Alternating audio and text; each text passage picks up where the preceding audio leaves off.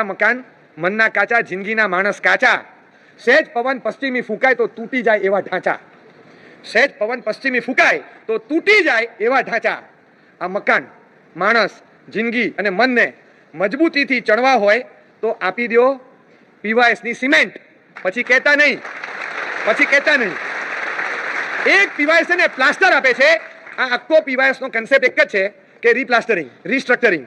એને સ્ટ્રેન્થ આપી, જે તૂટું થતું જીવન હોય, તૂટું થતું મન હોય કે તૂટું થતું મકાન હોય, એને પ્લાસ્ટરિંગ આપી અને નવી સ્ટ્રેન્થ આપવાની. એક પ્લાસ્ટર માર્યું 10 વર્ષ તો ખેંચી કાઢશે, નહીં તો 10 મહિના પણ ટકવાનું નહોતું. એ મકાન ટકી ગયું કારણ કે એને રીપ્લાસ્ટરિંગ થઈ ગયું. એટલે એક પીવાય સિમેન્ટિંગનું કામ કરે છે. મજબૂત સિમેન્ટની જેમ એક પ્લાસ્ટરનો ઓપ આપી દે, એના કારણે એ તૂટવાની એની પર આવેલું મકાન પાછું સ્ટ્રક્ચરથી મજબૂત થાય, એ ટકે છે. અને એના કારણે એ મોરલ્સ, વેલ્યુઝ, એથિક્સ એડ થાય છે.